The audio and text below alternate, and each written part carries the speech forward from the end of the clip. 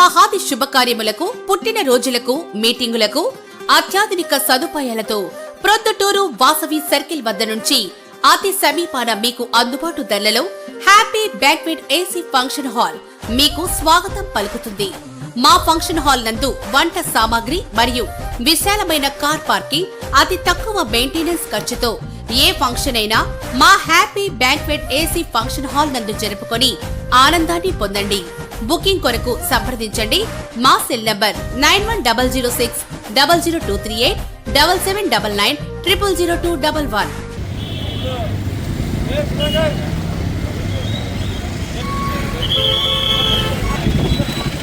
जिंदाबाद जिंदाबाद जिंदाबाद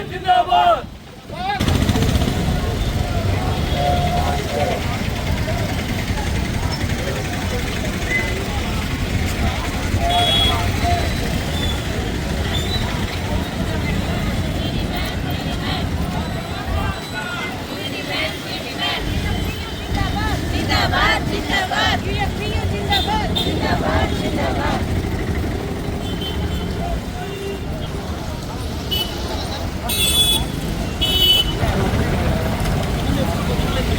जिंदाबाद जिंदाबाद जिंदाबाद जिंदाबाद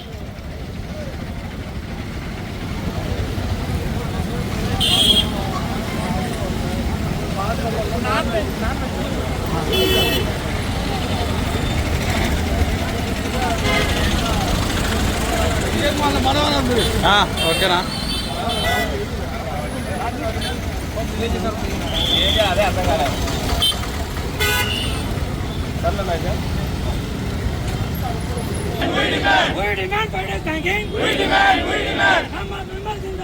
जिंदाबाद जिंदाबाद जिंदाबाद जिंदाबाद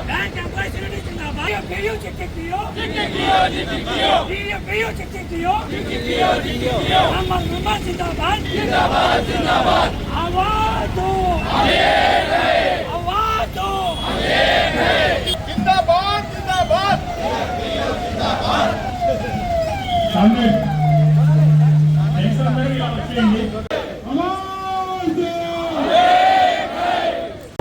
ఇక్కడ ఇచ్చేసినటువంటి మీడియా మిత్రులకు, ఎలక్ట్రానిక్ మీడియాకు, ప్రింట్ మీడియాకు మా యూనియన్ తరఫున అందరికీ మీకు కృతజ్ఞతలు మరియు ధన్యవాదాలు తెలియజేసుకుంటున్నాము.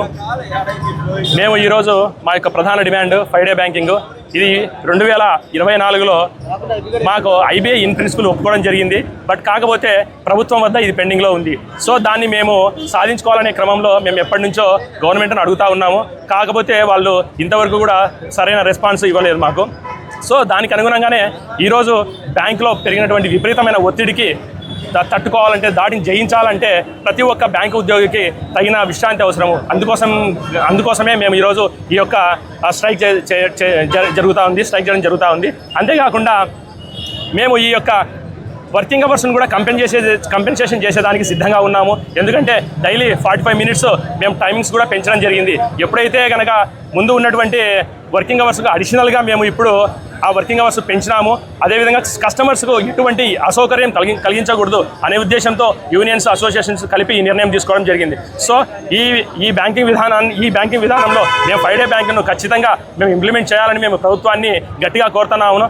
ఈరోజు మొదలైనటువంటి ఈ ఎడ్యుకేషన్ ప్రోగ్రాము ఇంకా బలంగా మొదలవుతుంది, క్రమక్రమంగా పెరుగుతూ ఉంటుంది. సో దీన్ని సాధించే వరకు మేము ఎవరు కూడా విశ్రాంతి తీసుకోమనేసి మేము కోరుకుంటున్నాము. Thank you. ఇక్కడ ఇచ్చేసిన మీడియా మిత్రులకు, ఎలక్ట్రానిక్, ప్రింట్ మీడియా అందరికీ మా యొక్క బ్యాంకర్స్ తరఫున శుభోదయం. మా ప్రధాన డిమాండ్ 5 డేస్ బ్యాంకింగ్. ఎందుకు అంటే ప్రతి గవర్నమెంట్ ఏ స్కీమ్ చేపట్టాలన్నా ప్రభుత్వ రంగ బ్యాంకులు గుర్తొస్తాయి. ప్రధానమంత్రి ఇన్సూరెన్స్ స్కీమ్లు అయితేనేమి, పిల్లలకు సుకన్య సమృద్ధి యోజన, ఏ స్కీమ్ ఇంప్లిమెంట్ చేయాలన్నా బ్యాంకర్లే గుర్తుకొస్తారు.